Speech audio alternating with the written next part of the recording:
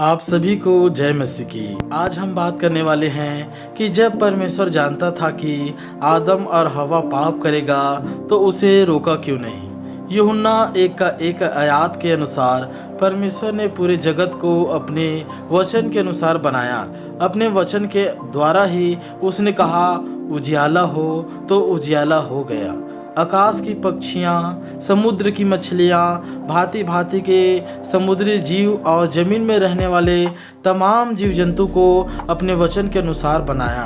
पर क्या आप जानते हैं परमेश्वर ने आदम और हवा को वचन के अनुसार नहीं पर भूमि की मिट्टी में अपने हाथों से बनाया। इसलिए संपूर्ण कायनात एवं पूरा ब्रह्मांड तो परमेश्वर की आज्ञा को मानता है, मगर आज मनुष्य परमेश्वर की आज्ञा को टाल देता है, क्योंकि मनुष्य को बड़े प्रेम और स्वतंत्रता के साथ बनाया गया है।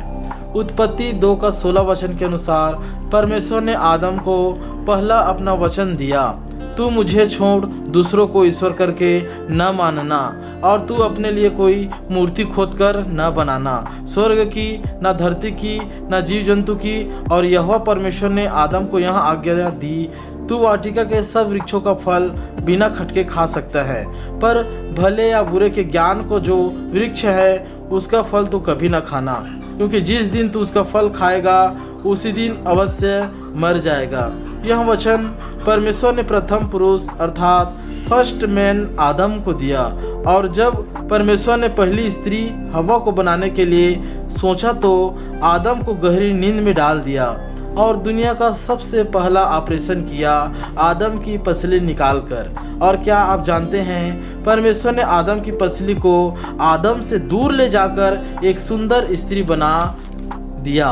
और परमेश्वर ने उस स्त्री से कहा, देख मैं तेरा परमेश्वर हूँ, तो मुझे छोड़ दूसरों को ईश्वर करके न मानना, अपने लिए कोई मूर्ति खोदकर न बनाना। यह आज्ञा देकर स्त्री को आदम के पास लाया।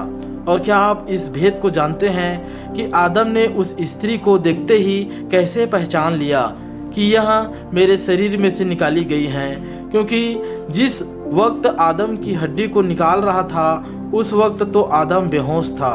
वह इसलिए जान पाया क्योंकि वह शरीर, प्राण, आत्मा से बना है। आदम का सिर्फ शरीर बेहोश था, मगर प्राण और आत्मा नहीं।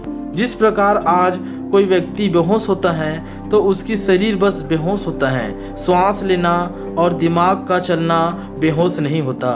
और इस भेद को समझने के लिए इस वीडियो के अंत में शरीर, प्राण, आत्मा वाला वीडियो आएगा। उस वचन को, उस वीडियो को जरूर देखें। अतः हम देखते हैं कि परमेश्वर ने आदम को आज्ञा दिया और हवा को भी आज्ञा दिया, और इन दोनों को बनाते और आज्ञा देते समय स्वयं प्रभु यीशु मसीह यहोवा उसके सामने था, ताकि वो दोनों परमेश्वर को पहचान ले और सदा परमेश्वर में बना रहे। इसलिए आज जितने मजबूत विश्वासी बिलीवर्स हैं, पास्टर हैं, सेवक हैं, वह परमेश्वर को प्रथम स्थान में रखते हैं। क्या आप यह जानते हैं शैतान आदम को गुमराह नहीं कर पाया, क्योंकि वह परमेश्वर के स्वरूप में था और धरती का मुख्य अधिकारी था, मगर उसकी पत्नी चंचल थी, इधर उधर घूम घूम कर चलने वाली, इधर उधर मंडराने वाली थी। इधर हर एक भांति भांति पेड़ में हर एक जीव जंतु के पास वो जाया करती थी। जब शैतान ने ऐसा अवसर पाया तब वह उसे फल खिलवाने के लिए पूरा जोर लगा दिया। वो फल भले और बुरे ज्ञान का फल था, और कुछ ही दिनों में स्त्री ने वो फल आखिर खा ही लिया। और शैतान उसे इतना गुमराह किया कि वो उस फल को देखने लगी, महसूस करने लगी, और निश्चय उस फल को देखा और कहा कि यह बुद्धि देने में और खाने में चाहने योग्य है, और वह उस फल को खा ली। यह सब घटना परमेश्वर देख रहा था और जानता भी था कि ऐसा हो सकता है।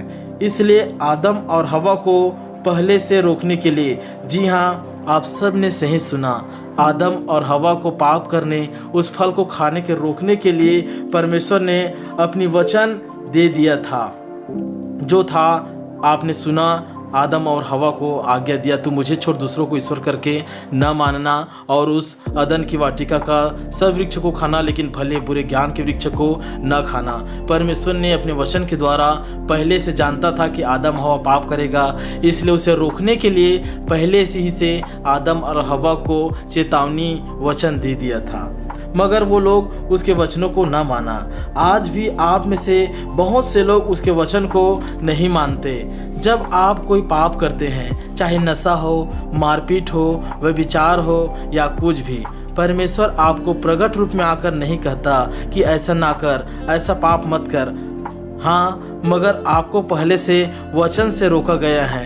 पहले ही से परमेश्वर ने आदि से जो वचन था, वही वचन परमेश्वर ने शुरू से सब विश्वासियों के लिए, धरती के लिए, ब्रह्मांड के लिए पहले से ही से वचन दे दिया है कि आपको कैसे चलना है, कैसे खाना है, कैसे उठना है, कैसे किससे बात करना है, कैसे किससे व्यवहार करना है।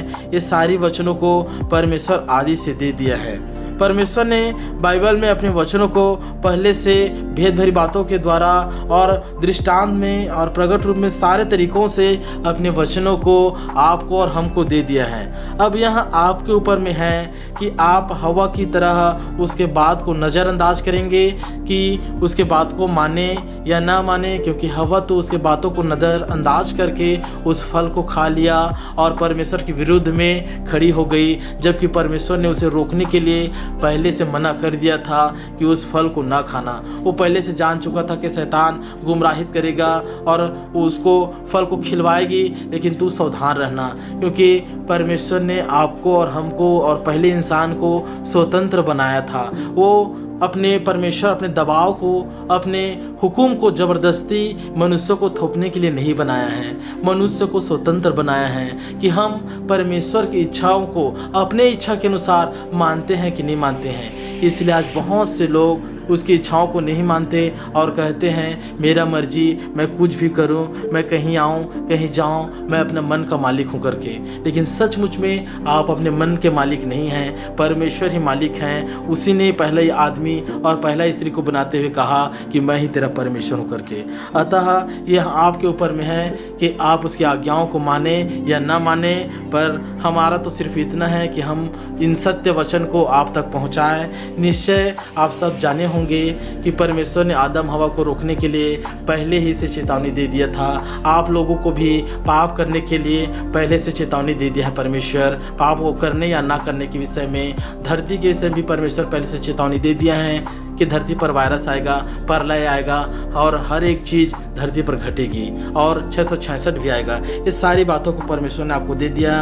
अब आप माने तो भला और नहीं माने तो आप अपने करनी का दंड आप खुद पाएंगे। निश्चय इस वीडियो के द्वारा आपको उचित जानकारी मिला होगा और आप इस चैनल पर बने रहे। तब तक के लिए प्रभु यीशु मसीह की जय।